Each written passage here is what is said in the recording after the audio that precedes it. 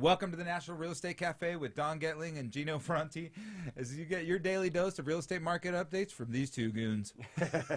Well, we really enjoy giving you updates on a regular basis because things change so fast and dramatically, and that's why it's important that you get this on a daily basis, which you can by texting NREC to 58885. That's NREC to 58885. So here's an update because we're all waiting to see what the feds are going to do, and we're talking about different reports, and one of the reports obviously is inflation. We've been talking about that. The other report that they watch to see how we're doing, let's check out this really fun report I found, Gino. Yeah, and you know, I love this, Don. I love talking about GDP because I think GDP is really probably one of the only great measures that we still have of a real economy, and it's really interesting to see this. You pulled up this blue line, which is you know, when I was like under 10 years old. Anyways, you know. So there's that blue line that I never got to experience, but I did experience the growth after 1992. I did experience that, and I remember how bad the economy was in 1992. So do I. And you see that that's a really interesting, they both start the same, our current recovery,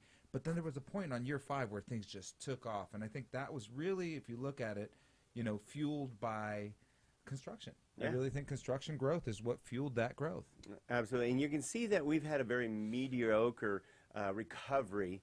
And like Gino said, that it's because it was for the first time based on a lot of government stimulus. That's right. So we remove the stimulus, it goes down, we give it back, it gets. So we've been going up and down quite a bit. Plus, it's now a global economy. So now there's a little bit more fears about what's going on globally, such as right now China basically showing some signs of slowing down, and they're the largest consumer of goods right now in the world. You know what's interesting, right, is that we've become one of the largest oil producing nations in the world, which was for the first time in history is that the case for us.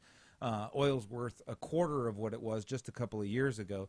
So we're seeing a lot of volatility in a lot of different commodities. And like you said, part of that is what is China consuming? There's so many people there that their consumption affects everybody. Absolutely. So again, the global community, which we are, affects everything. So let's show another report that kind of backs this up. But what do you want to say? Before you do, it's what's interesting, right? So GDP right now, it just shows this kind of like flatlining thing. Don and I get to see early precursors because of what's happening in our local market. And I can tell you what's happening in our local market because, as you know, I've just recently bought a house. It is impossible to get a contractor to your house to help you. I tried to get a guy for Venetian plaster to come over. He said, January. I was like, January? Who am I talking to? So we're looking at gross domestic product. Here's the numbers that show it going up and down. We've had some of the worst numbers back in January '09, and since then it's been recovering. But at least it's, as you said, it's real growth, not just stimulated growth. So that's a huge point. And then I have to back up what you said about not being able to get a contractor in.